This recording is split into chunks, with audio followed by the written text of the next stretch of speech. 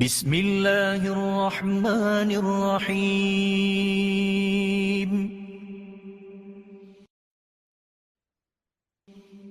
قل هو اللہ احد اللہ الصمد لم یلد ولم یولد ولم یکن له کفوا احد بسم اللہ الرحمن الرحیم قل اعوذ برب الفلق من شر ما خلق ومن شر غاسق اذا وقب ومن شر النفاثات في العقد ومن شر حاسد إذا حسد بسم الله الرحمن الرحيم قل أعوذ برب الناس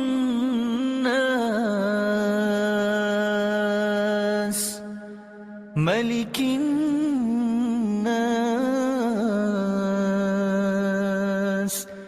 إله الناس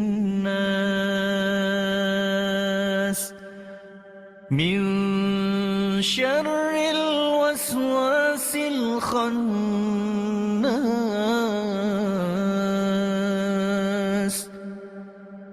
الذي يوسوس في صدور الناس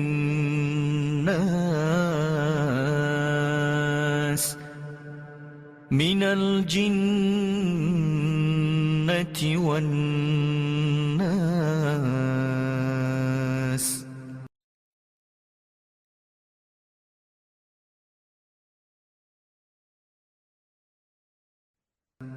نحمده ونصلي ونسلم على رسوله الكريم أما بعد فأعوذ بالله السميع العليم من الشيطان الرجيم من حمزه ونفخه ونفسه بسم الله الرحمن الرحيم رب اشرح لي صدري ويسر لي أمري واحلل عقدة من لساني يفقهوا قولي اللهم إني نسألك علما نافعا وعملا متقبلا ورزقا طيبا لا إله إلا أنت سبحانك إني كنت من الظالمين يا حي يا قيوم برحمتك نستغيث حسبنا الله ونعم الوكيل حسبنا الله ونعم الوكيل ربنا آتنا في الدنيا حسنة وفي الآخرة حسنة وقنا عذاب النار ربنا آتنا من لدنك رحمة وهيئ لنا من أمرنا رشدا آمین ثم آمین۔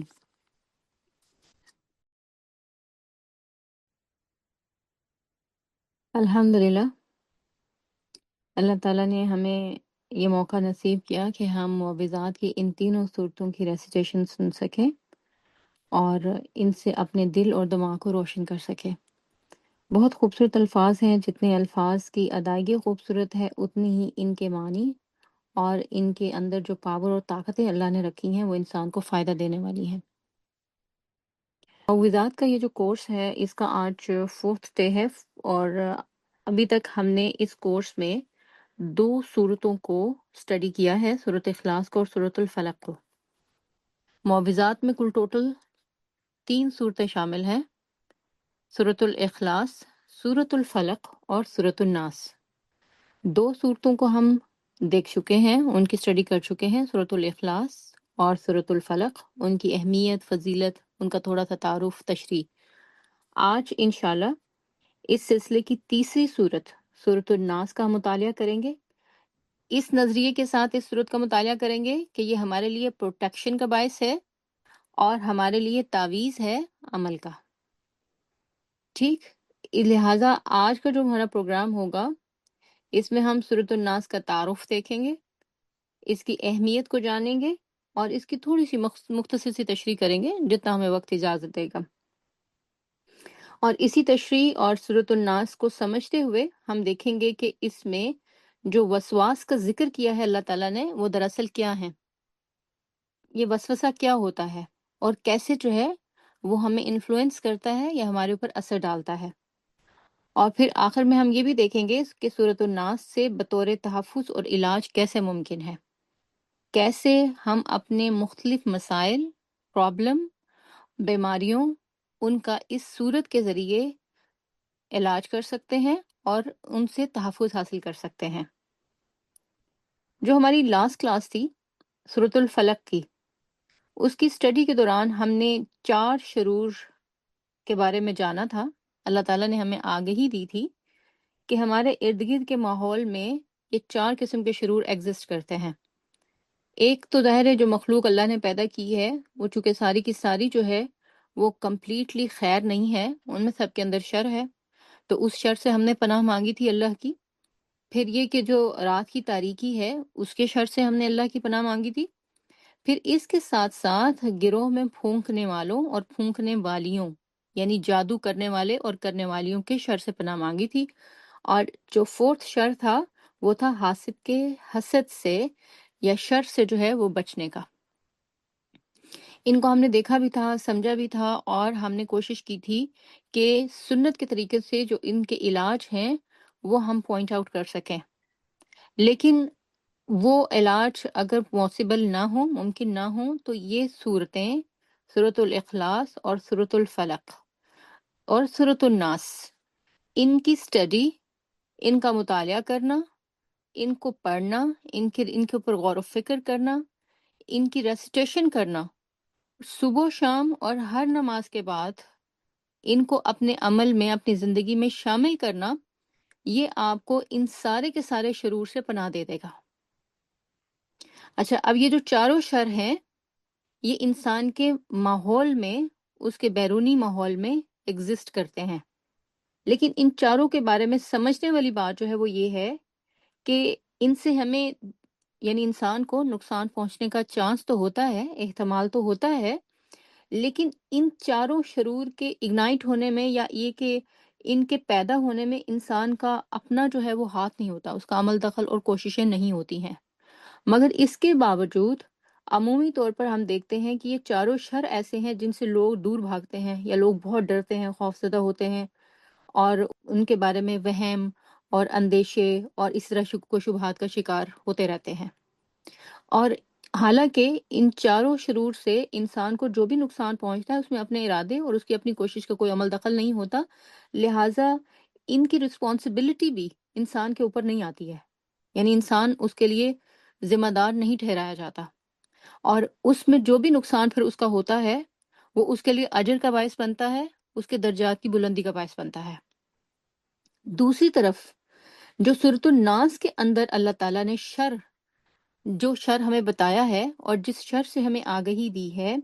وہ زیادہ بڑا خطرہ ہے انسانیت کے لیے، زیادہ بڑا خطرہ ہے ہمارے لیے،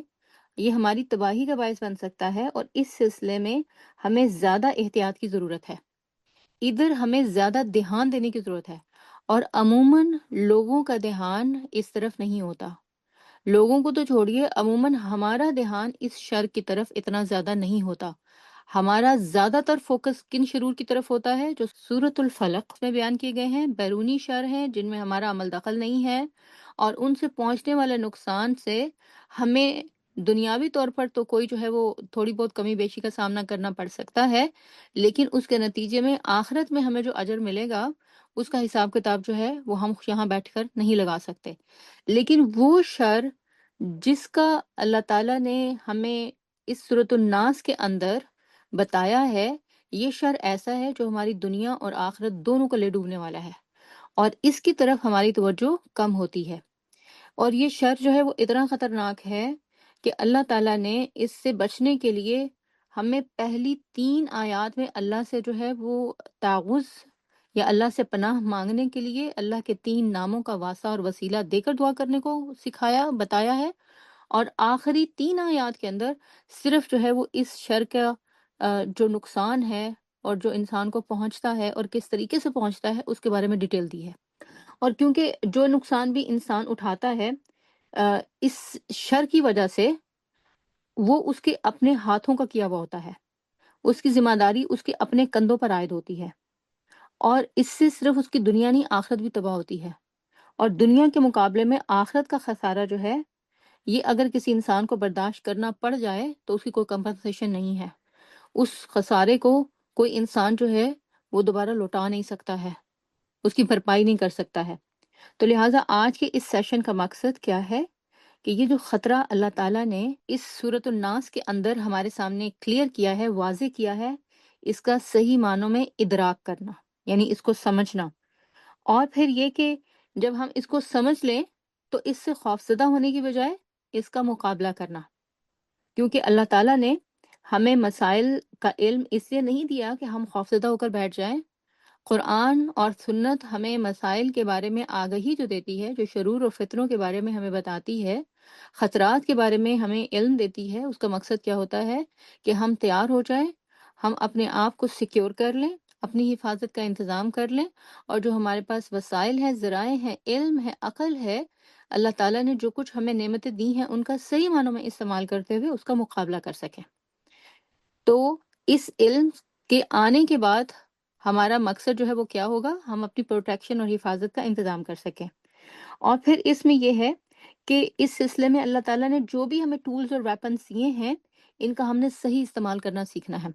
ٹولز اور ویپنز کیا ہیں؟ معوذات کی یہ 3 صورتیں،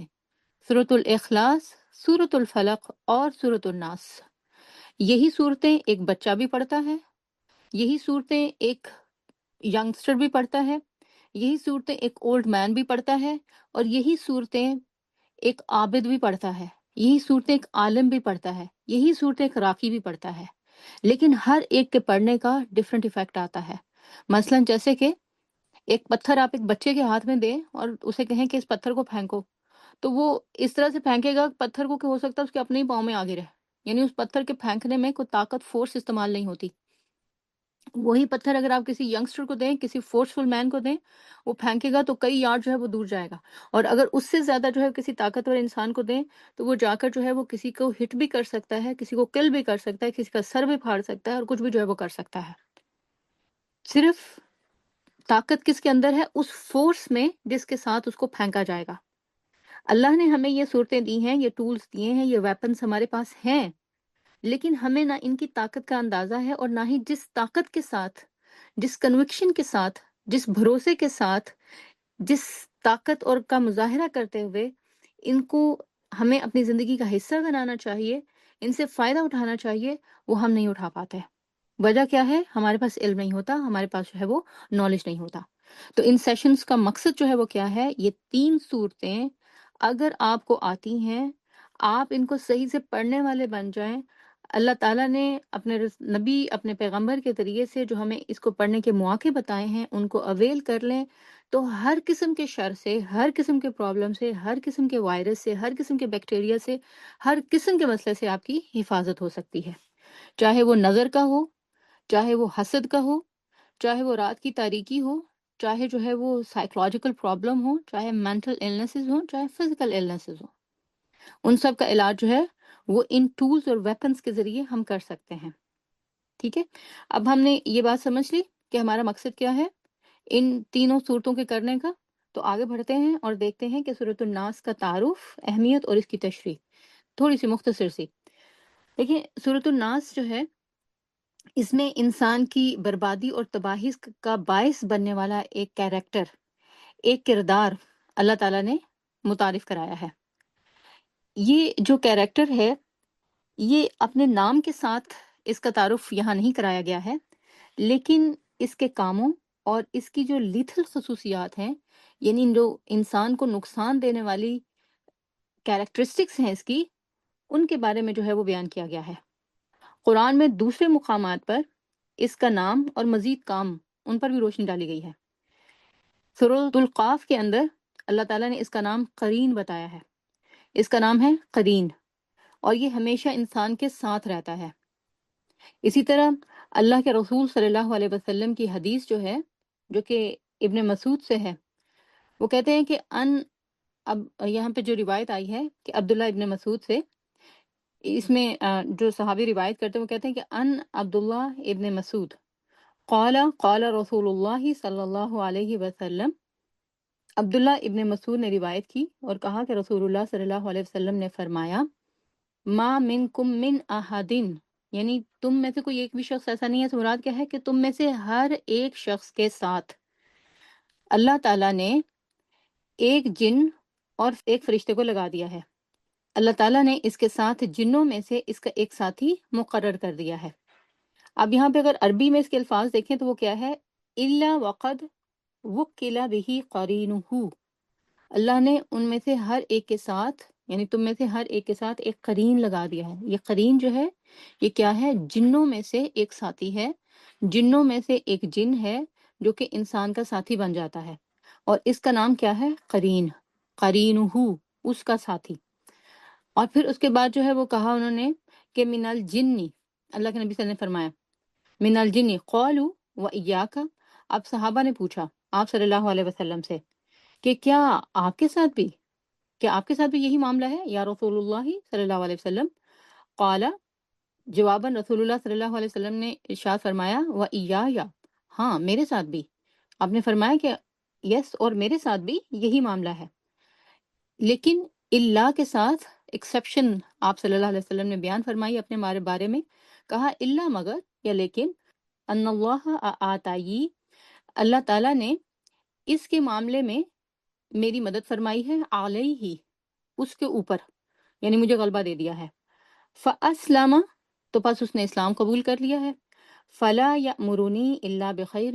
لہٰذا اب وہ بھی مجھے خیر کی دعوت دیتا ہے، یعنی وہ مجھے جو ہے وہ بھلائی کی باتیں بتاتا ہے، کہتا ہے، سنتا ہے۔ قرین کون ہے؟ جنوں میں سے ایک جن ہے جس کو اللہ نے ہمارے ساتھ لگا دیا ہے۔ اللہ نے لگا دیا ہے، اللہ نے اجازت دی ہے کہ وہ جن ہمارے ساتھ جو ہے وہ آ کر اٹیچ ہو جاتا ہے۔ اللہ کی طرف سے ایک فرشتہ بھی ہمارے ساتھ جو ہے وہ اٹیچ ہوتا ہے، اور فرشتہ جو ہے ایک دوسری حدیث کے مطابق انسان کو بھلائی کی طرف بلاتا ہے، اور یہ جو قرین ہے یہ انسان کو برائی کی طرف جو ہے وہ بلاتا ہے۔ بیلنس ہو گیا، انسان کو اچھائی کی طرف دعوت دینے والا فرشتہ بھی موجود ہے، اور انسان کو برائی کی طرف بلانے والا قرین بھی موجود ہے۔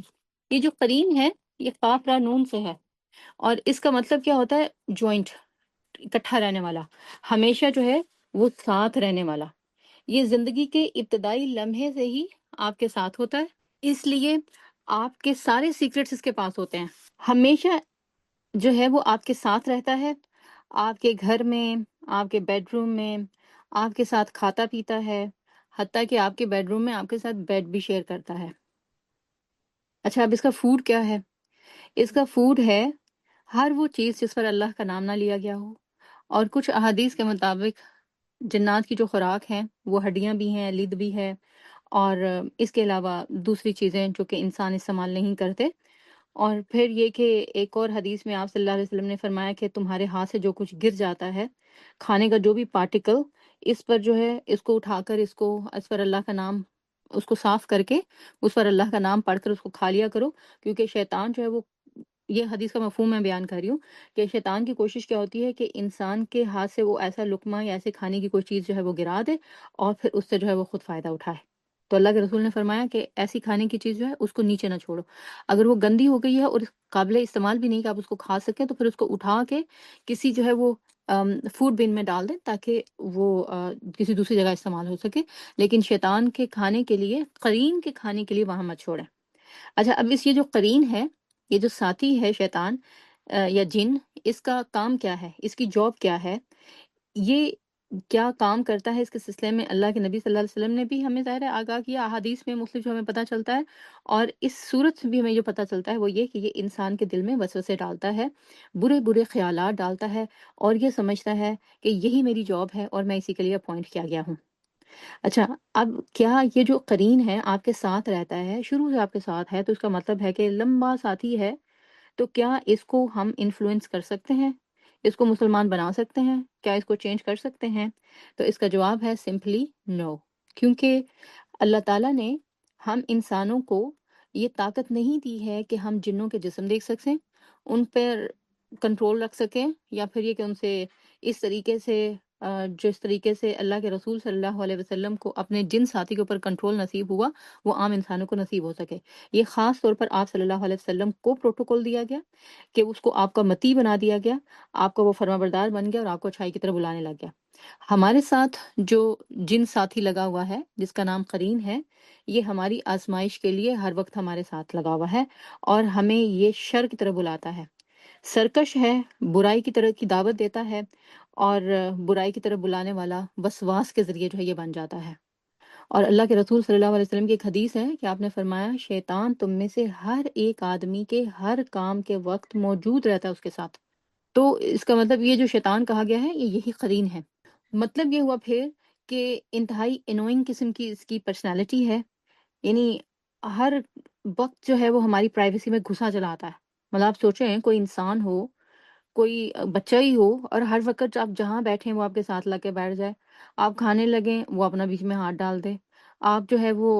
بیٹھنے لگیں وہ ساتھ میں آ کر بیٹھ جائے، آپ نہانے لگیں وہ باتھ روم میں گھسا چلا ہو رہا، تو آپ جو ہے وہ چڑھ جاتے ہیں، تنگ آ جاتے ہیں ایسے انسان سے۔ آپ کو پرائیویسی چاہیے ہوتی ہے، آپ انسان ہوں تو ان کو نکال باہر پھینکتے ہیں، کہتے ہیں کچھ تھوڑی دیر کے لیے مجھے اکیلے بھی رہنے دو۔ لیکن یہ شیطان ایسا ہے کہ یہ آپ کے ساتھ جو ہے وہ ہر وقت رہتا ہے اور آپ کی تنہائیوں کا ساتھی رہتا ہے۔ یہ اس کے خاص جو ہے وہ موٹے موٹے کام ہیں جو میں نے آپ کو بتائے۔ کچھ اور کام بھی ہمیں پتہ چلتے ہیں حدیث سے، کہ یہ عموماً کیا کرتا ہے کہ آپ کی جو پرسنل انفارمیشن ہے، چونکہ ظاہر ہے کوئی ڈیٹا پروٹیکشن کا رول تو اس کے اوپر لاگو نہیں ہوتا، نہ ہی اس کو فالو کرتا ہے، تو لہٰذا اگر کوئی جادوگر اپنے جن کے ذریعے سے اس سے کانٹیکٹ کرتا ہے تو یہ آرام سے آپ کی جو انفارمیشن ہے یہ دوسرے کو لیک آؤٹ کر دیتا ہے اور اس کو بتا دیتا ہے۔ خاص طور پر ظاہر ہے فیوچر کے بارے میں تو یہ پریڈکٹ نہیں کر سکتا، لیکن جو ماضی میں جو کچھ آپ نے کیا ہے اور اس کی انفارمیشن اس کے پاس ہوتی ہے تو یہ بتاتا ہے۔ بعض اسکالرس کے نزدیک یہ ڈائریکٹ کام کرتا ہے شیطان کے ساتھ مل کر، یعنی وہ جو ابلیس ہے شیطان کی ڈائریکٹ انسٹرکشن کے اندر کام کرتا ہے اور پھر اس کو جو ہے وہ رپورٹ بھی کرتا ہے۔ یہ کام کیسے کرتا ہے اب اور کیسے وسوسے ڈالتا ہے، حدیث کے سلسلے میں ہماری رہنمائی کرتی ہے اور کیا کہتی ہے کہ یہ انسان کے سینے میں اپنی تھوتنی ڈال کر بیٹھا رہتا ہے، پھونکے مارتا ہے، کبھی وسوسے ڈالتا ہے، کبھی جو ہے وہ ہمازات کے ذریعے سے اٹیک کرتا ہے۔ اور ہمازات کیا ہوتے ہیں؟ انسان کے جذبات کو، جو ظاہر ہے پازیٹیو فورس ہے اس کے اندر، اس کو نیگیٹیولی ابھارتا ہے۔ اب اس بیک گراؤنڈ کے ساتھ جو میں نے آپ کو شیطان کا بتا دیا کہ یہ کیسے آپ کے ساتھ ہے اور قرین ہے اور کیا کرتا ہے، اب اس صورت کی فضیلت، اہمیت اور اس کے جو الفاظ ہیں آپ کو بڑی اچھی طریقے سے سمجھ میں آئیں گے۔ ابو سعید خدری کہتے ہیں کہ رسول اللہ صلی اللہ علیہ وسلم جنوں اور انسانوں کی نظر بد سے پناہ مانگا کرتے تھے۔ آپ انسانوں کی نظر بد سے ہی پریشان ہوتے رہتے ہیں، میں خوبصورت لگ رہی تھی، اس نے مجھے ایسے دیکھا، پھر میں ایسے ہو گئی، پھر میں ایسے بیٹھ گئی، پھر میں ایسے لیٹ گئی، بس ہمارے یہی کمپلینز ہوتے ہیں۔ اور اللہ کے رسول صلی اللہ علیہ وسلم صرف انسانوں ہی نہیں، جنوں کی نظر بد سے بھی پناہ مانگا کرتے تھے، اس کا مطلب وہ بھی دیکھتے ہیں ہمیں۔ اور جتنے آپ خوبصورت بن بن کے اور لگ لگ کے دکھا رہے ہوتے ہیں اپنے آپ کو یا پھر انسانوں کو، وہ آپ کے اوپر انسانوں سے زیادہ شاید نظریں جمائے ہوئے بیٹھے ہوتے ہیں۔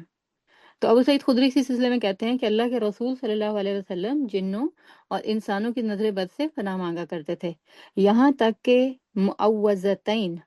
ان کا نام کیا ہے؟ معوذتین، بعض لوگ ان کو کیا پڑھتے ہیں؟ معوذتین، یہ معوذتین نہیں ہیں، یہ معوذتین ہیں۔ یہ صورتیں یعنی سورۃ الفلق اور سورۃ الناس نازل ہوئیں، اور جب یہ صورتیں اتر گئیں یعنی نازل ہو گئیں تو آپ صلی اللہ علیہ وسلم نے ان دونوں کو لے لیا اور ان کے علاوہ کو چھوڑ دیا، یعنی کہ آپ جو دوسرے اذکار پڑھا کرتے تھے یا پھر دوسری دعائیں جو مانگا کرتے تھے نظر بد سے بچنے کی، ان کو آپ نے چھوڑ دیا اور ان صورتوں کو جو ہے وہ آپ نے پکڑ لیا۔ تو اب اس اہمیت کے ساتھ ہم دیکھیں اگر، تو یہ صورت، اس کا مطلب یہ ہے کہ نظر بد، جادو، حسد، شیطان،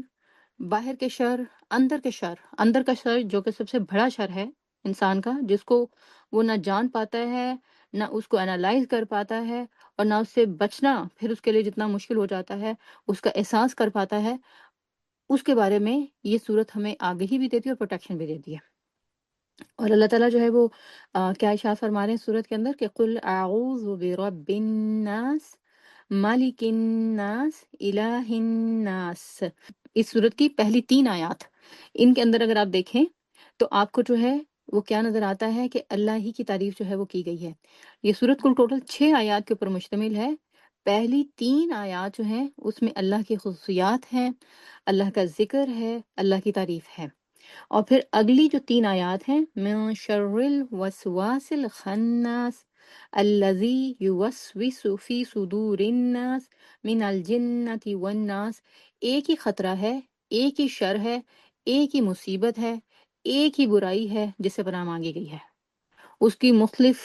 چیزوں، باتوں، رویوں اور اس کے ٹولز جو بنتے ہیں ان سب کے بارے میں وضاحت کرتے ہوئے۔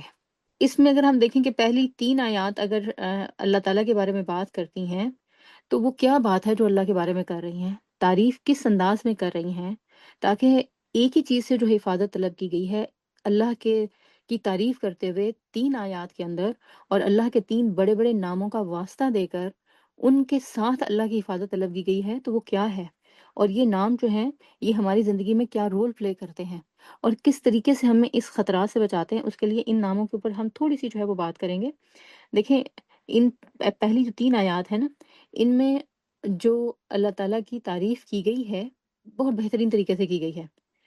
سورۃ الاخلاص کے لیکچر میں ہم نے دیکھا تھا وہاں پر کہ جو آ، انسان اللہ کا ذکر کرتا ہے تو اس انسان کو اللہ کا ذکر جو ہے وہ قلعے کی طرح پناہ دے دیتا ہے، یعنی اس کی جو ہے وہ حفاظت کی جاتی ہے۔ تو ان پہلی 3 آیات میں اللہ کا ذکر ہے، اللہ کی صفات ہیں، اللہ کی خصوصیات ہیں جو بیان کی گئی ہیں۔ پہلی بات جو کی گئی ہے وہ کیا کی گئی ہے؟ اللہ رب کے طور پر اس سے پناہ مانگی گئی ہے۔ قل اعوذ برب الناس، رب کہہ کر اللہ سے مدد طلب کی گئی ہے، رب کہہ کر اللہ سے پناہ طلب کی گئی ہے۔ پھر مالک الناس، اللہ کو مالک کہہ کر، اللہ کو ملک کہہ کر، دونوں ہی جو ہے وہ خصوصیات اللہ تعالیٰ کے ساتھ ایسوسیٹ کی جا سکتی ہیں، اللہ سے پناہ طلب کی گئی ہے۔ اور پھر اس کے بعد الہ الناس، اللہ کو معبود کہہ کر، اللہ کو الہ بنا کر اس سے جو ہے وہ مدد طلب کی گئی ہے۔ اسکالرس کہتے ہیں کہ ہماری زندگی کی کوئی سی بھی سٹیج ہو، کوئی سا بھی فیز ہو، ہم اللہ تعالیٰ کے ان 3 ناموں میں سے ایک کے ضرور محتاج ہیں۔ یعنی جب ہماری زندگی کا اگر احاطہ کیا جاتا ہے تو اللہ کی یہ 3 خصوصیات جو ہے وہ ہمیں بار بار نظر آتی ہیں ان میں۔ مثلاً جب ہم کمزور ہوتے ہیں، ولنریبل ہوتے ہیں، بچے ہوتے ہیں، تو اس وقت رب بن کر، مربی بن کر، منعم بن کر، قیم بن کر اللہ تعالیٰ ہماری ضروریات کو پورا بھی کرتا ہے، بلکہ ہمیں جو ہے وہ بڑی احتیاط سے، کیئر سے، ایک سٹیج سے دوسری سٹیج تک پروان چڑھاتے چڑھاتے چڑھاتے ہمیں پوری طاقت جو ہے وہ دے دیتا ہے اور کمال کو پہنچا دیتا ہے۔ یہ ہے رب۔ اور ہماری زندگی کا کوئی دن، کوئی لمحہ رب کی اس صفت سے خالی نہیں ہے۔ اگر وہ نہ ہو تو ہم اپنے دن کا نہ آغاز کر سکتے ہیں، نہ دن کو پیک پہ پہنچا سکتے ہیں، اور نہ دن کا اختتام کر سکتے ہیں۔ پھر اس کے بعد جب ہم تھوڑا سا طاقت پکڑتے ہیں، پاورفل ہوتے ہیں، ہمیں سمجھ آتی ہے چیزوں کی، تو ہم پوزیشن، ہر چیز کو پر اپنی جمانے لگتے ہیں، اپنا حق سمجھتے ہیں، چیزوں کو اپنی آنرشپ میں جو ہے وہ لیتے ہیں، میرا گھر، میری گاڑی، میرا شوہر، میرے بچے، میرا خاندان، میری فیملی،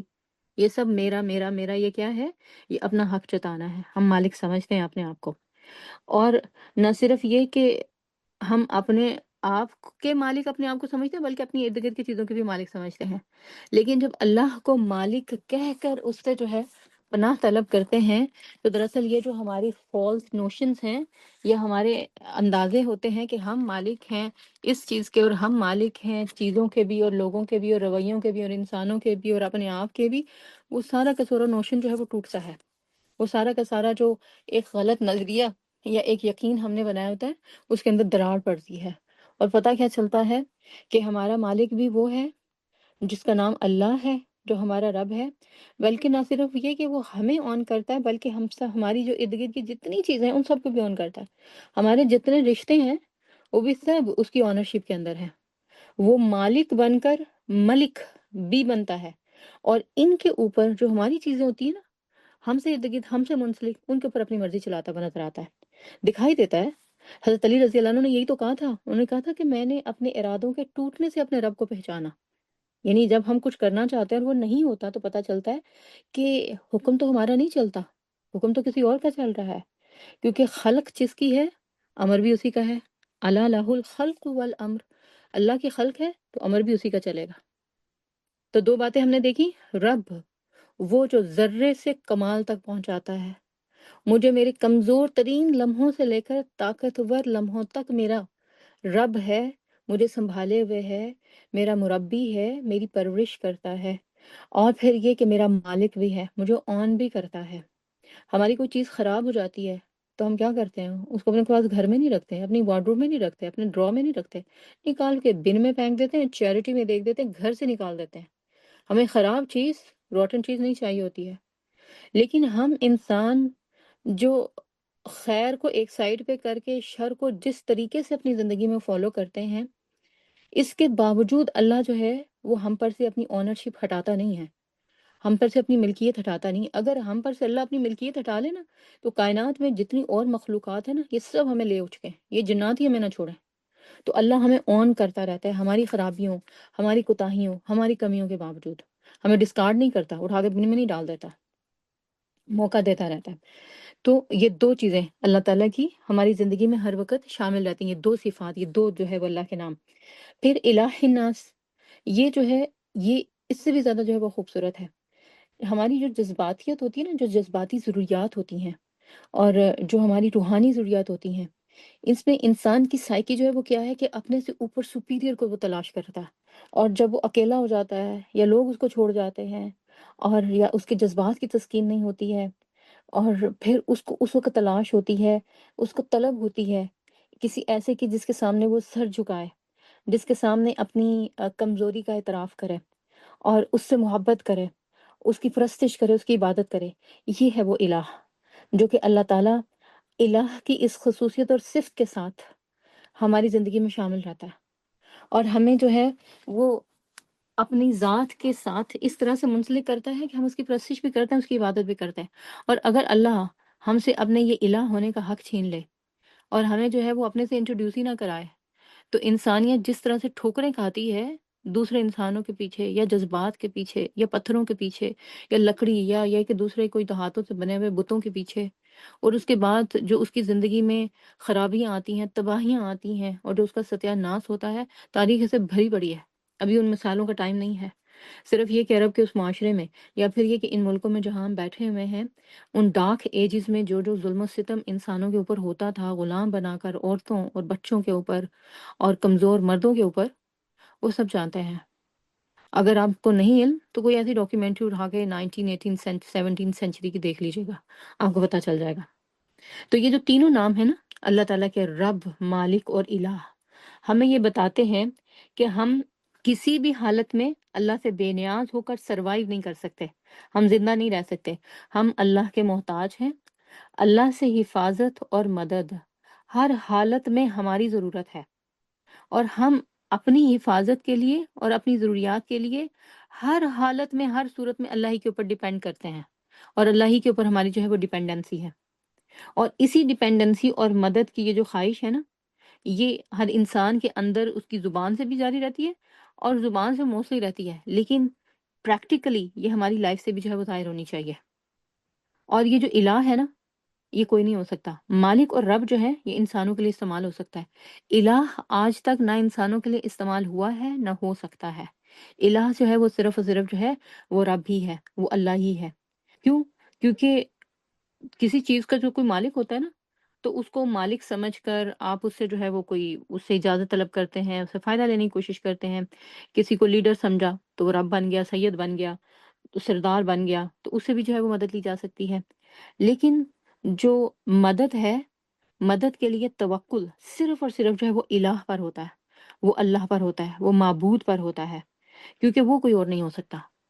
تو کتنا جو ہے وہ خوبصورت کمبینیشن ہے ان ناموں کا، کہ اللہ رب ہے، اللہ مالک ہے۔ انسانوں میں بھی سید ہوتے ہیں، انسانوں میں بھی رب ہوتے ہیں، رب البیت کا لفظ عام طور پر عرب استعمال کرتے تھے۔ مالک بھی ہوتا ہے انسان، لوگ مالک بھی رکھتے ہیں، اور مالک کہلاتے بھی ہیں اپنے آپ کو، لیکن الہ جو ہے وہ کوئی نہیں بن سکتا۔ الہ جو ہے یعنی توکل صرف الہ پر ہوتا ہے، اور وہ صرف اور صرف جو ہے وہ اللہ کی ذات ہے۔ تو یہ تین نام جو ہیں،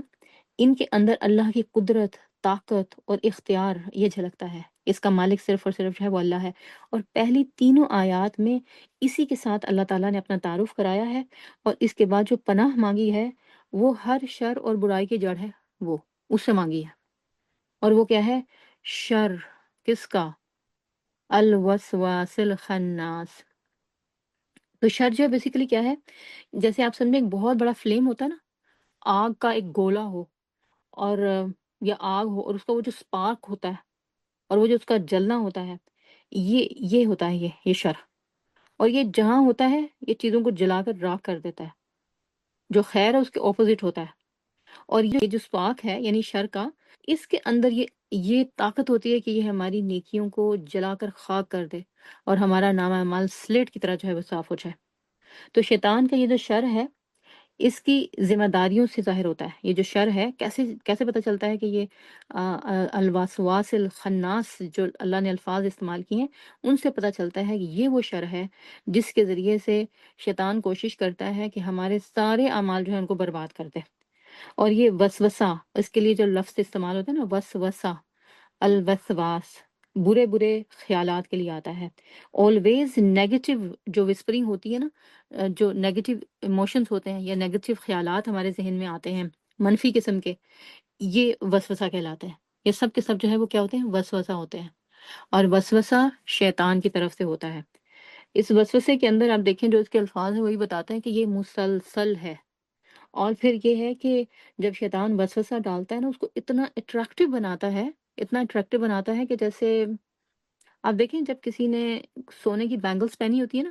اور جب وہ آپس میں ٹکراتی ہیں تو ان کی وہ جو کھنکھناہٹ ہے وہ دوسروں کو بھی متوجہ کر لیتی ہے جنہوں نے وہ ایسا زیور پہنا نہیں ہوتا۔ اور یہی حال جو ہے وہ شیطان کے وسوسے کا ہے۔ اس لیے وسوسے کا ایک مطلب یہ بھی کیا جاتا ہے کہ ایسی ساؤنڈ جو کہ انسان کو اپنی طرف متوجہ کر لے، ایسی آواز جو انسان کو اپنی طرف کھینچ لے۔ تو انسان کی پوری توجہ جو ہے شیطان اس وسوسے کے ذریعے سے اپنی طرف جو ہے وہ کھینچ لیتا ہے۔ تو وسوسہ جو ہے وہ کیا ہوتا ہے؟ نمبر ایک، مسلسل لگاتار ہوتا رہتا ہے۔ نمبر ٹو، انسان کی توجہ ساری جو ہے وہ اپنی طرف کھینچ لیتا ہے۔ اور پھر اس کے بعد جو ہے وہ کیا ہے کہ یہ جو وسوسہ ڈالنے والا ہے، یہ ایک دفعہ وسوسہ ڈال کر جو ہے وہ بیٹھ نہیں رہتا، بلکہ مسلسل لگاتار بہکانے میں لگا رہتا ہے۔ اور جب الوسواس کا لفظ استعمال ہوا ہے نا، تو اس کے لیے بعض اسکالرز نے کہا ہے کہ یہ الوسواس ہے، اس کا مطلب ہے کہ یہ اصل شیطان ہے، بڑا ابلیس، جو قرین کو جو ہے ڈائریکٹلی پرسو کرتا رہتا ہے، اور اس کو انسٹرکشن دیتا ہے کہ تم نے یہ وسوسہ ڈالنا کیسے ہے اور کون سا وسوسہ ڈالنا ہے۔ اور پھر اس کے بعد جو ہے اللہ تعالیٰ نے اگر جو لفظ استعمال کیا ہے وہ کہا ہے کہ من شر الوسواس الخناس۔ خناس، یہ بات بھی جو ہے بہت امپورٹنٹ ہے سمجھنے والی۔ خناس کا مطلب ہوتا ہے اسٹیپ بیک کرنا، پیچھے ہٹنا۔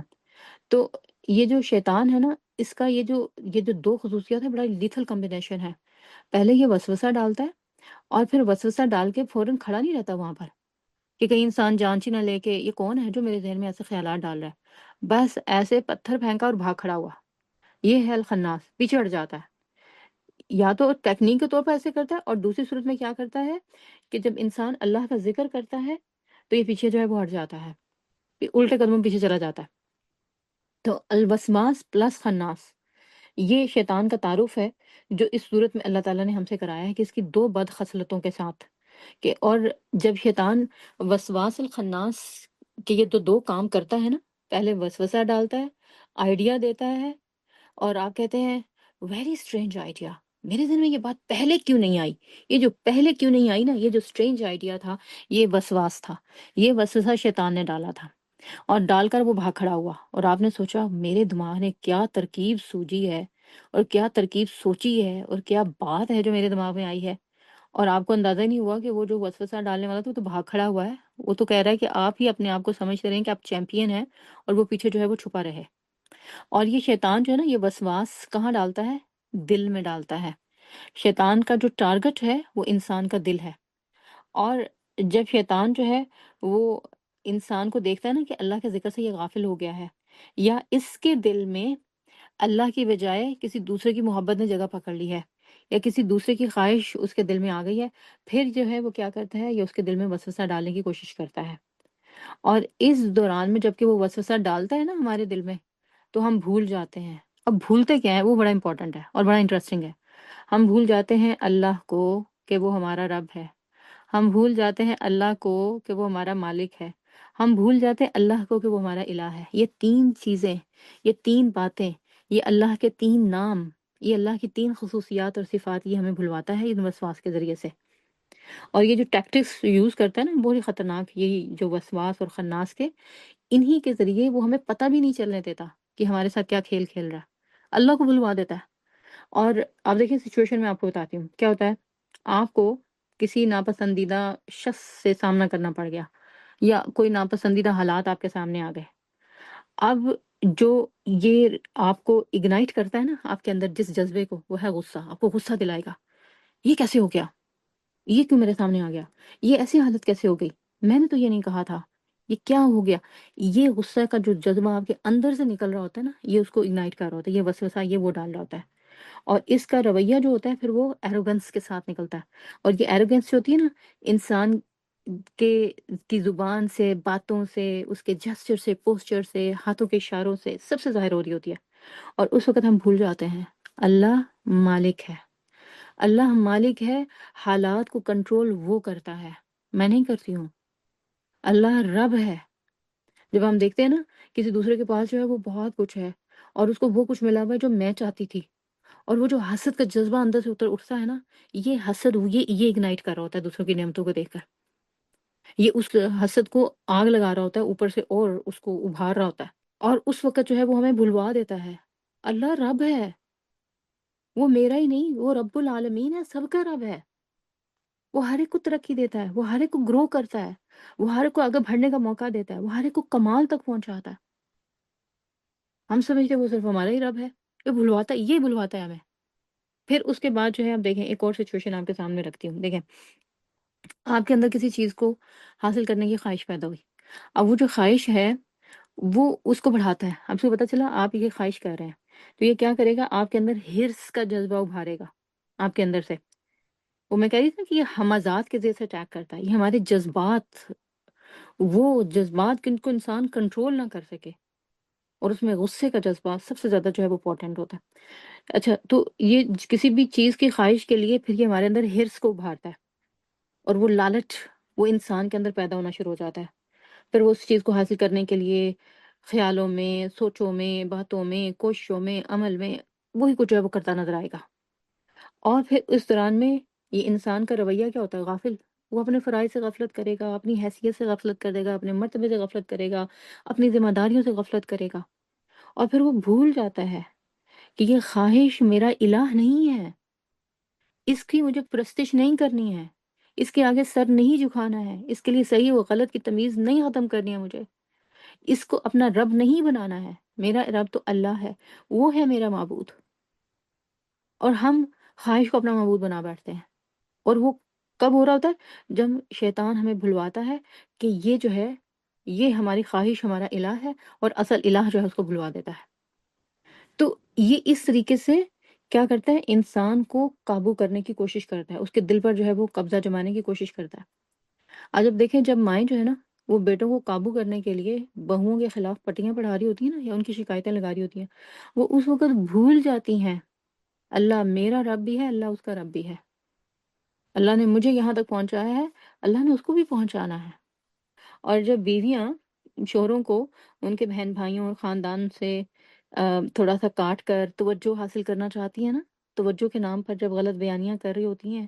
پٹیاں پڑھا رہی ہوتی ہیں، غلط باتیں، معاملات کو مزید بڑھا چڑھا کر بیان کر رہی ہوتی ہیں، اس وقت بھول جاتی ہیں اللہ مالک ہے،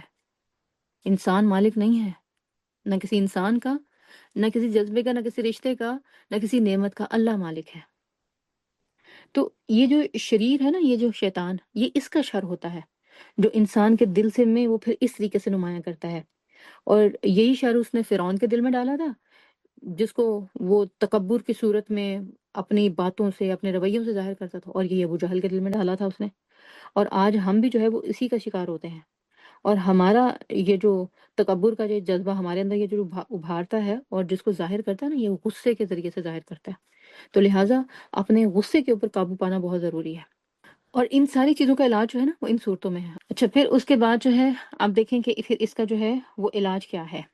اس کے علاج کی طرف اگر ہم آئیں تو اس سے پہلے ہم یہ دیکھ لیتے ہیں کہ اس کے جو وسواس ہیں، من شر الوسواس الخناس، وسوسہ ڈالنے والے کے شر سے، الذی یوسوس فی صدور الناس، وسوسہ کہاں ڈالتا ہے؟ انسان کے سینے میں۔ اٹیک کہاں کرنا چاہتا ہے؟ دل پر۔ اور جیسے کہ اللہ کے رسول صلی اللہ علیہ وسلم کی حدیث ہے نا کہ شیطان جو ہے وہ انسان کے خون میں گردش کرتا ہے، اور وہ کیسے کرتا ہے ہم نہیں جانتے، اور خون میں گردش کرتا ہوا یہ دل تک ایکسس چاہتا ہے، دل تک ایکسس اس کو ملتا نہیں، کیونکہ دل کی چابی اللہ نے آپ کے اپنے ہاتھ میں دی ہے۔ یہ پھر کیا کرے گا؟ باہر سینے سینے میں پھونکے مارے گا، اور اگر آپ نے دل کا دروازہ کھول دیا، اور دل کا دروازہ کب کھولتے ہیں ہم؟ جب ہم اللہ کے ذکر سے غفلت اختیار کرتے ہیں، اللہ کو چھوڑ کر دنیا کے پیچھے بھاگ جاتے ہیں۔ مطلب اللہ کو چھوڑنے کا مطلب ہے اللہ کے حکموں کو سائڈ پہ کر دیا، اللہ کی خواہش کو سائڈ پہ کر دیا، اللہ کی مرضی کو سائڈ پہ کر دیا، لوگوں کی مرضی، لوگوں کی خواہش، دنیا کی خواہش، اس کو آگے رکھ لیا۔ اوکے، تو ہم نے کیا کیا؟ ولنریبل ہو گئے، اور جو ہے وہ دل کا دروازہ کھول دیا۔ نمبر 3 اس وقت کرتے ہیں جب ہم نافرمانی پر اترتے ہیں، جب ہم اللہ کی بات چھوڑ کر گناہ کا کوئی کام کرتے ہیں، نیکی کا رستہ چھوڑ کر گناہ کی طرف لپکتے ہیں، تو ہم اپنے دل کا دروازہ اس کے لیے کھول دیتے ہیں، پھر یہ دل میں جا کر بیٹھتا ہے۔ پہلے یہ وسوسہ ہی ڈال رہا ہوتا ہے۔ اس کو آپ اس طرح سے سمجھیں کہ دیکھیں آپ کا جب گھر، آپ کے گھر میں آپ کو باہر سے کچھ آوازیں آتی ہیں، تو وہ کب آتی ہیں؟ جب آپ کوئی ونڈو کھولتے ہیں، کوئی دروازہ کھولتے ہیں، اور یا پھر یہ کہ آپ نے جو ڈبل گلیزنگ آپ کی ونڈوز نہیں ہوتی، تو تب باہر کا شور اندر آتا ہے۔ اگر آپ نے جو ہے وہ پوری پروٹیکشن کا انتظام کیا ہوا ہے کہ آؤٹ سائڈ نوائز جو ہے وہ آپ کو ڈسٹرب نہ کرے، آپ ونڈوز بھی آپ نے ڈبل گلیز لگوائے ہیں، پھر آپ ان کو بند بھی رکھتے ہیں، پھر دروازے بھی بند ہیں، تو باہر کا شور جتنا مرضی ہو وہ آپ کو اندر ڈسٹرب نہیں کرتا، اور اگر آئے بھی تو آپ ونڈو دروازے بند کر دیتے ہیں، اور وہ باہر کا باہر ہی رہ جاتا ہے۔ لیکن جب آپ کھول دیتے ہیں دروازے بھی، ونڈوز بھی، اور کوئی پروٹیکشن نہیں لیتے، پھر سارا شور اندر آتا ہے، پھر وہ آپ کو ڈسٹرب کرتا ہے، آپ کے گھر کا ماحول بھی خراب ہوتا ہے، اور بہت ساری اور پرابلم جو ہے وہ پھر کریٹ ہوتی ہیں۔ بالکل اسی طریقے سے اس کا جو وسوسہ ہے وہ سینے کے اندر اندر رہتا ہے، دل میں داخل نہیں ہوتا۔ دل میں داخل ہونے کا دروازہ، ونڈو، وہ آپ نے خود کھولنی ہے، وہ آپ کے اپنے ہاتھ میں ہے۔ اس لیے جو بات میں نے سٹارٹ میں کہی تھی، یہ وہ خطرہ ہے جس سے ہم عموماً آگاہ نہیں ہوتے، اور اس وسوسے کے ہاتھوں گرفتار ہو کر اللہ کی نافرمانی کر بیٹھتے ہیں۔ نتیجتاً ذمہ داری بھی ہماری یہ ہے، نقصان بھی ہمیں اٹھاتے ہیں، گناہ بھی ہمیں ہوگا۔ اس خطرے سے آگاہ ہونا زیادہ ضروری ہے، اس لیے اللہ تعالیٰ نے پہلی 3 آیات میں اللہ کے 3 ناموں کا واسطہ دے کر انسان کو سکھایا ہے کہ اللہ سے پناہ کیسے مانگنی ہے، اور کیسے اپنے آپ کو اللہ کی حفاظت میں دینا ہے، اور دینا کس سے؟ ایک ہی خطرے سے، اور وہ ہے شر الوسواس الخناس الذی یوسوس فی صدور الناس۔ پھر کہا من الجنۃ والناس، جو انسانوں میں سے بھی ہوتا ہے اور جنوں میں سے بھی ہوتا ہے، یہ وسوسہ ڈالنے والا۔ تو وسوسے کی جو ہے وہ پھر اقسام کیا ہیں؟ 2 ہیں۔ وسوسہ شیطان کی طرف سے بھی ہوتا ہے، اور وسوسہ انسان کی طرف سے بھی ہوتا ہے۔ شیطان کی طرف سے جب وسوسہ ہوگا تو آپ کو جو ہے وہ کیا ہوگا؟ آپ کو برائی کا خیال آئے گا، نیکی میں آپ کا دل نہیں لگے گا، نیکی کو چھوڑ کر آپ برائی کی طرف جو ہے وہ جانا چاہیں گے، اور یا پھر یہ کہ نیکی کریں گے بھی تو دھیان ادھر نہیں ہوگا، مارا ماری کی نیکیاں کریں گے، مارا ماری کی نمازیں ہوں گی، ذکر اذکار ہوگا تو بس غفلت کا ہوگا، کیئر لیسنس۔ تو اس کا جو ہے وہ مطلب کیا ہے کہ شیطان کے وسواس کا شکار ہو کر آپ نے اپنے دل کے دروازے اس کے لیے کھولے، وہ آپ کے دل میں آ کر بیٹھا، اور یہاں پر بیٹھ کر اس نے جو اپنے اندر کی برائیاں تھی، شر تھی، وہ یہاں پھیلانے شروع کر دیا۔ اور اگر آپ نے اپنے دل کو تقوی سے، نیکی سے، محبت سے سجایا ہوا ہے، ایمان سے سجایا ہوا ہے، اللہ کی محبت سے سجایا ہوا ہے، پھر یہ اندر سے پروٹیکٹڈ رہے گا۔ اس کو سیکیورٹی پورا کا پورا سسٹم جو ہے، جو نیکی اور تقوی اور پرہیزگاری اور اللہ کی فرما برداری سے جو اس کی سیکیورٹی لیئر اسٹرانگ ہونی چاہیے، وہ پوری طرح ہوگی، پھر شیطان اندر جو ہے وہ انٹر نہیں ہوگا۔ لیکن اگر یہ نہیں ہے، وسواس آ رہے ہیں بار بار، تو اس کا مطلب کیا ہے کہ آپ نے دروازہ کھول کر شیطان کو اندر آنے کی جو ہے وہ اجازت دی ہے۔ اچھا، دوسرا جو ہے وہ کیا ہے؟ انسانوں کی طرف سے جو ڈالے ہوئے وسواس ہوتے ہیں، وہ جو ہے وہ کیسے ہوتے ہیں؟ مثلاً یہ جو شیطان ہے، یہ انسانوں کے اندر بھی نفوذ کرتے ہیں، کس طریقے سے کہ ان کے ذہن میں آئیڈیاز ڈالتے ہیں، اور جو آلریڈی ان آئیڈیاز کو کیش کرنے والے ہوتے ہیں، وہ ان شیطانوں کے ساتھی بن جاتے ہیں، اور پھر انہی کو جو ہے وہ آگے دوسرے انسانوں میں پروموٹ بھی کرنے لگ جاتے ہیں۔ اب یہ جو قرین ہے نا جو انسانوں کے اندر ہوتے ہیں، شیطان انسانوں کے ہاتھوں بھی ٹول بنتے ہیں اور انسان بھی شیطانوں کے ہاتھوں ٹول بنتا ہے۔ تو یہ جو شیطانوں کے ہاتھوں انسان ٹول بنے ہوئے ہوتے ہیں نا، یہ آپ کے بڑے پیارے بھی ہو سکتے ہیں، آپ کے ارد گرد منڈلا رہے ہوتے ہیں، چھوٹی چھوٹی معصوم معصوم پیاری پیاری شکلیں بنا کر،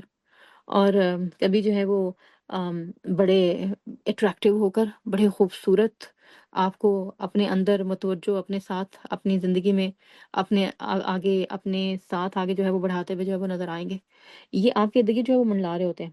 آپ کے ارد گرد ہوتے ہیں، آپ کے بچے بھی ہو سکتے ہیں، خاندان کے لوگ ہو سکتے ہیں، آپ کے بہت بیسٹ فرینڈ جو ہے وہ ہو سکتے ہیں۔ تو یہ سارے کے سارے جو ہیں، جب آپ کو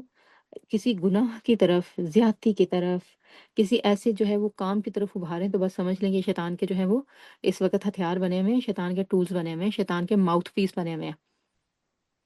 ان سے لڑنے جھگڑنے، ان پہ لانتے ملامتیں کرنے، ان کو برا بھلا کہنے کی ضرورت نہیں ہے۔ اس وقت اپنے آپ کو جو ہے وہ اس وسوسے سے بچانے کی ضرورت ہوتی ہے کہ ان کے ساتھ میں نے گرفتار نہیں ہوا، خود اپنے آپ کو بچائیں گے تو ان کی پروٹیکشن کا انتظام کریں گے نا۔ تو ان سے جو ہے وہ ظاہرہ قطع تعلقی بھی نہیں ہو سکتی، قطع رحمی نہیں ہو سکتی، ان کو اپنی زندگی سے نکالا نہیں جا سکتا، رہنا بھی ان کے ساتھ ہے، اور پھر یہ کہ اپنے آپ کو بچانا بھی ہے۔ احساس کرنا ہے کہ یہ جو مجھے اس وقت یہ بات بتا رہی ہے نا کہ میری ساس بڑی ظالم ہے، اور مجھے جو ہے وہ اس سے آج تک کبھی کوئی خیر کی جو ہے وہ وائبس نہیں آئی، تو اس کا مطلب یہ ہے یہ اس وقت شیطان کا ماؤتھ پیس بنی ہوئی ہے۔ یا پھر یہ کہ کسی بہو کو جو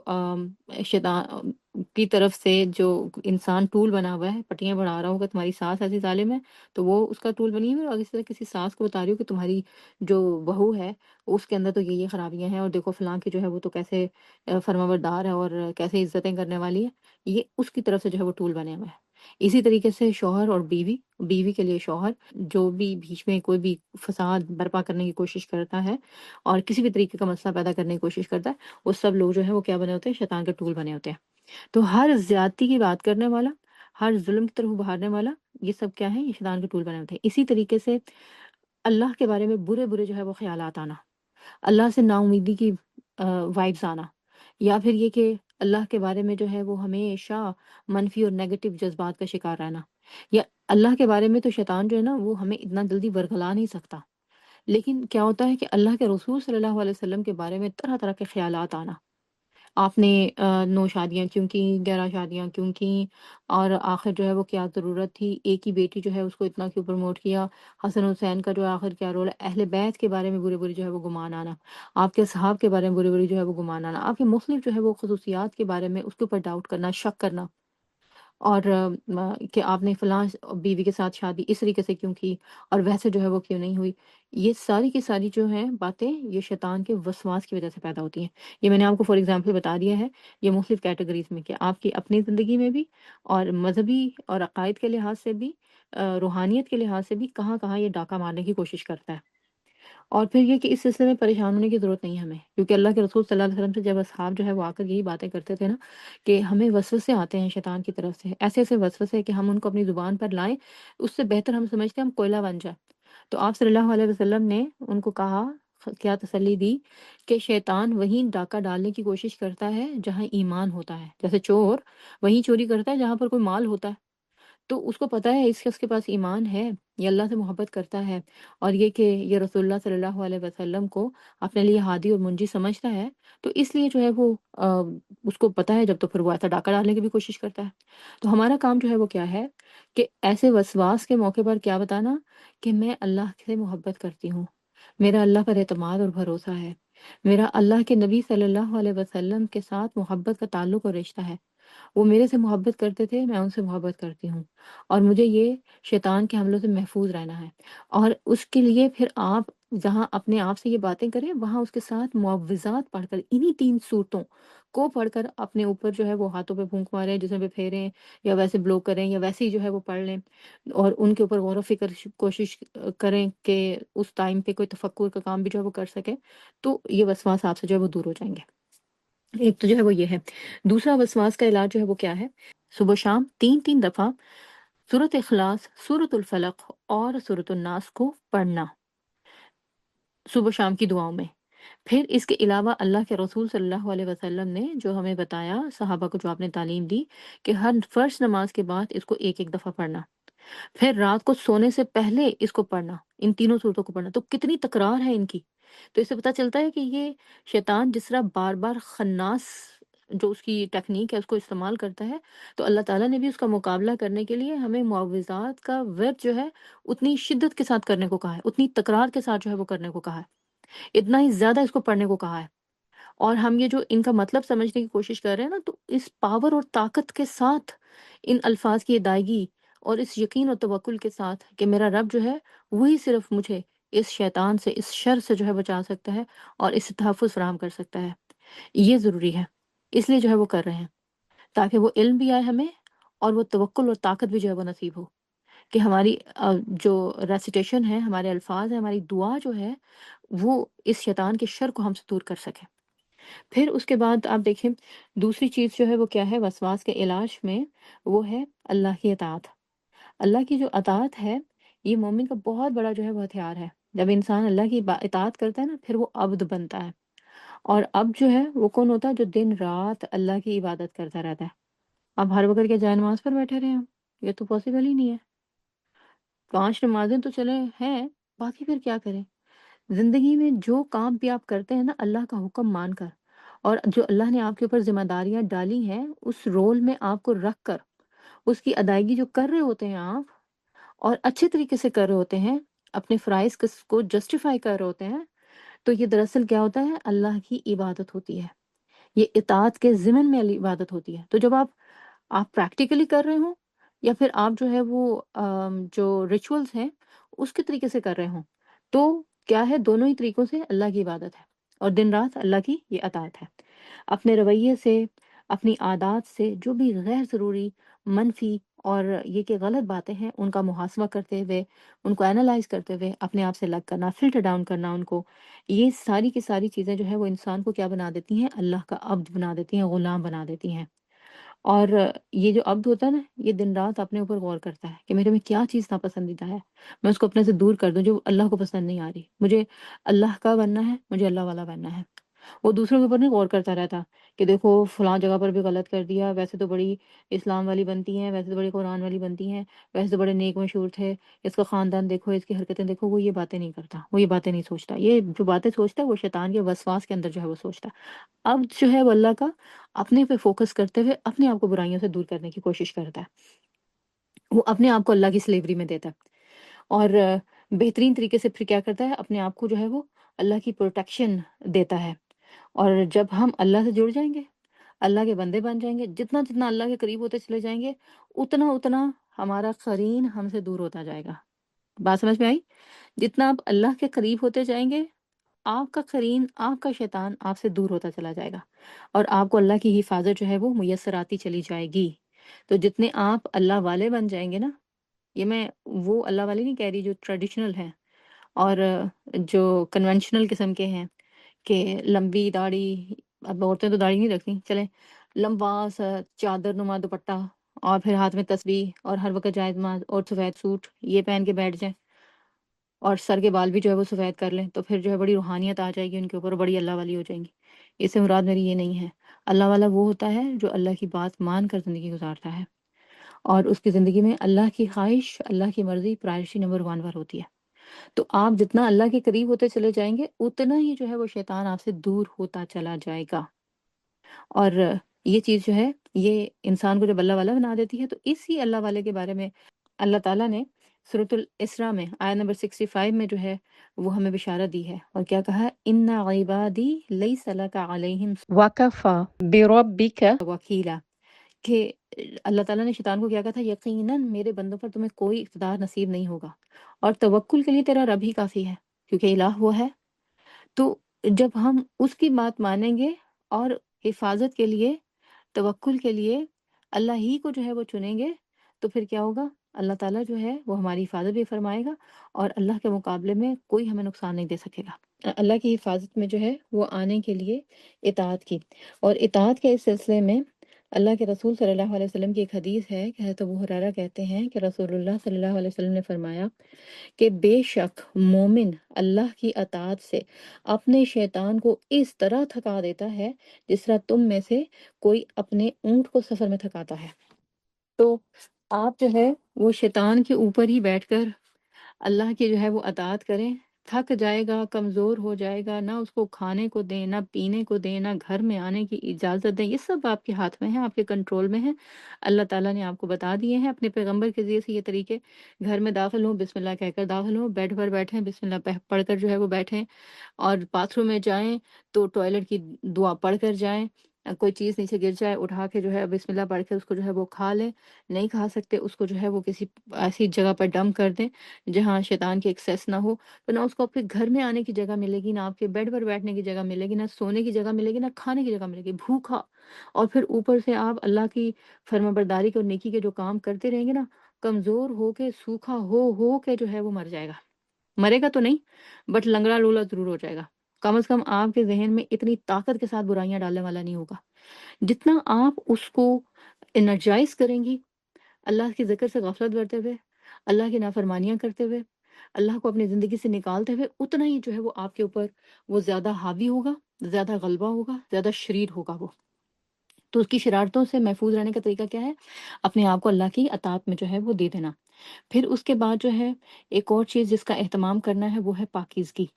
بہترین طریقہ جس سے کہ ہم اپنے آپ کو اللہ کی پروٹیکشن میں دے سکتے ہیں وہ ہے پاکیزگی۔ ایک طرف تو ہوگی نا روحانی پاکیزگی کہ ہم ان صورتوں کے ذریعے سے، معوذات کے ذریعے سے ان کو پڑھ پڑھ کے اپنی روح کو جو ہے پاکیزہ کریں، شرک سے، بدعات سے، گندگی سے، گناہوں سے، نافرمانیوں سے، پریکٹیکلی گناہوں سے، بری باتوں سے، برے کاموں سے پرہیز کریں، دور رہیں۔ پھر اس کے علاوہ جسمانی پاکیزگی جو ہے یہ بھی بہت اہم کردار ادا کرتی ہے ہماری حفاظت کے لیے۔ طہارت جو ہے اس کا ہمارے دین کے ساتھ ایک بڑا گہرا تعلق ہے، اور اللہ کے رسول صلی اللہ علیہ وسلم نے کیا فرمایا کہ الطہور شطر الایمان، ایمان کا نصف جو ہے وہ صفائی اور پاکیزگی ہے۔ تو اسی پاکیزگی اور صفائی کے اندر جو ہے جو جسمانی طہارت ہے، اس میں وضو بھی آ جاتا ہے، غسل آ جاتا ہے، پھر اللہ تعالیٰ نے جو ہمیں غیر ضروری بالوں سے اپنے آپ کو صاف کرنے کا حکم دیا ہوا ہے، اللہ کے رسول صلی اللہ علیہ وسلم کی حدیث کے مطابق کہ 40 ان سے زیادہ جو ہے وہ انسان کو ان بالوں کو، یا جو انسان کے اوپر غیر ضروری ظاہر ہے کہ بال ہوتے ہیں، ان کو رہنے نہیں جو ہے وہ دینا چاہیے۔ اور پھر اس کے بعد یہ کہ ناخنوں کو ان کو جو ہے وہ کاٹنا، یہ سب صفائی کے ضمن میں آتا ہے۔ اور پھر رات کو جو ہے وہ خاص خصوصی طور پر رات کی حالت میں انسان غافل ہو جاتا ہے نا اپنے آپ سے، اس حالت میں بیڈ پر جانے سے پہلے تو ہمیں، سونے سے پہلے تو ہمیں کہا گیا نا کہ ہم نے یہ 3 معوذات کی صورتیں پڑھنی ہیں، اور اس سے پہلے جو اللہ کے رسول صلی اللہ علیہ وسلم نے ہمیں جسمانی پاکیزگی کے لیے کیا کہا کہ رات کو سونے سے پہلے وضو کر لیا کرو، کیونکہ جو وضو کرتا ہے ایک فرشتہ اس وضو کرنے کی وجہ سے اس کے ساتھ اٹیچ کر دیا جاتا ہے، اس کے لیے اپوائنٹ کر دیا جاتا ہے، اور پھر وہ اس بندے کے ساتھ ہی رات گزارتا ہے۔ اور رات میں جب بھی وہ بندہ اٹھتا ہے نیند سے، اس کی آنکھ کھلتی ہے، تو پھر کیا ہوتا ہے کہ وہ فرشتہ جو ہے وہ اس کے لیے دعا کرتا ہے کہ اللہ اس کی توبہ قبول فرما، کیونکہ اس نے رات جو ہے وہ طہارت کی حالت میں گزاری ہے۔ تو یہ اللہ سے دعا کرتا ہے کہ اللہ اس فلاں کو یہ جو یہ اس فلاں کو بخش دے جس نے طہارت کی حالت میں جو ہے وہ رات گزاری ہے۔ تو اس طرح سے روحانی اور جسمانی پاکیزگی مل کر انسان کو جو ہے وہ پروٹیکشن دیتی ہیں۔ پھر ایک اور بہت بڑی بات جو ہے وہ کیا ہے وسواس کے علاج میں، کہ یہاں اپنے آپ کو ان وسواس سے بچانا ہے، وہاں دوسروں کو بھی وسواس سے بچانے کا اہتمام کرنا ہے۔ بعض اوقات ہم باتیں، چیزیں اور جو جملے ہوتے ہیں وہ ایسے اوپن اینڈڈ چھوڑ دیتے ہیں کہ جس کی وجہ سے دوسروں کو خامخواہ ایسے گمان، خیالات، بدگمانیاں کرنے کا موقع ملتا ہے۔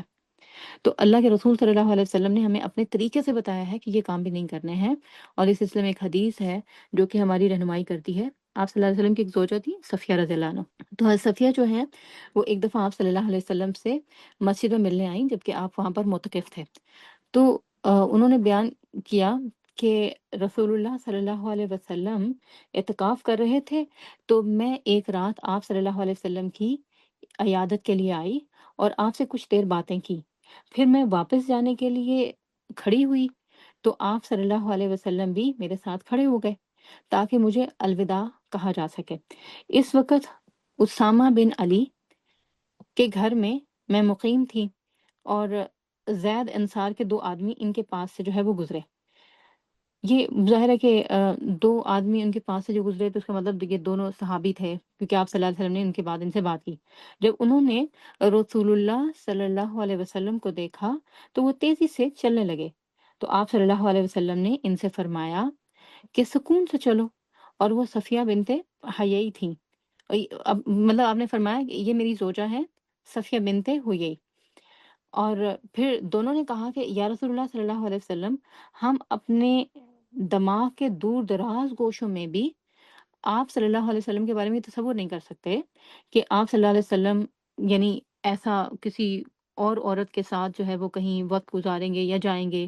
تو آپ صلی اللہ علیہ وسلم نے فرمایا کہ شیطان انسان کے جسم میں خون کی طرح گردش کرتا ہے، اور مجھے ڈر تھا کہ کہیں تمہارے دل میں کوئی برائی وہ نہ ڈال دے، تمہارے دل میں کوئی برائی یا برائی کا خیال نہ ڈال دے۔ تو اس سے پتہ چلتا ہے کہ جہاں ایسی کوئی سچویشن ہو کہ آپ کو یہ احساس ہو کہ آپ کے بارے میں، آپ کی ریپوٹیشن کے بارے میں، آپ کی عزت کے بارے میں، جو کام آپ کر رہے ہیں اس کے بارے میں لوگوں کے دل میں وسواس پیدا ہوں گے، خاص طور پر جو لوگ آپ کے ساتھ کام کر رہے ہوں یا آپ کے ساتھی ہوں، تو وہاں پر سچویشنز اوپن اینڈڈ نہیں چھوڑنی چاہیے، ان اٹینڈڈ نہیں چھوڑنی چاہیے، اور لوگوں کو جو ہے وہ بدگمانی میں مبتلا نہیں رہنے دینا چاہیے۔ سچویشن ان کے سامنے کھول کر واضح کر کے بیان کر دینی چاہیے، تاکہ شیطان نہ ان کے دل میں وسواس ڈال سکے اور نہ ہی ان کو اعلیٰ کار بنا کر آپ کی عزت پر اور آپ کی ریپوٹیشن پر جو ہے وہ کسی طریقے سے اٹیک کر سکے۔ الحمدللہ اس صورت میں اللہ تعالیٰ نے ہمیں جن چیزوں سے آگہی دی ہے کہ ہم نمبر ایک اللہ کے الفاظ کے ذریعے سے اللہ کی طرف متوجہ رہیں، نمبر ٹو اللہ تعالیٰ نے جو کام ہمیں کرنے کو کہے ہیں ان کو اپنی زندگی کا حصہ بنائیں، فرما برداری اختیار کریں تاکہ اللہ سے قریب ہو جائیں اور شیطان سے جو ہے وہ دور ہو سکے، اور نمبر تھری یہ کہ اس سلسلے میں جو ظاہر ہے پریکٹیکل میجرز لیے جا سکتے ہیں جسمانی، روحانی یا ذہنی پاکیزگی کے لحاظ سے، ان کی طرف بھی ہمیں جو ہے وہ توجہ دینی ہے۔ اللہ تعالیٰ ہمیں جو علم لینے کے لیے اللہ نے یہاں بٹھایا ہے اس پر عمل کرنے والا بھی بنائے، اور اس علم سے ہمیں بہترین طور پر فائدہ اٹھانے والا بنائے۔ ربنا تقبل منا انك انت السميع العليم وتب علينا انك انت التواب الرحيم سبحان ربك رب العزة عما يصفون وسلام على المرسلين والحمد لله رب العالمين۔ السلام علیکم ورحمۃ اللہ وبرکاتہ۔ بسم الله الرحمن الرحيم قل أعوذ برب الناس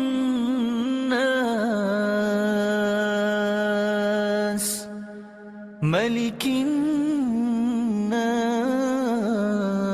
الناس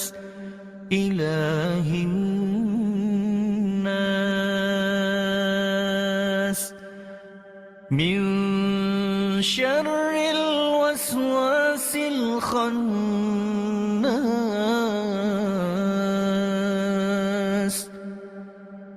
الذي يوسوس في صدور الناس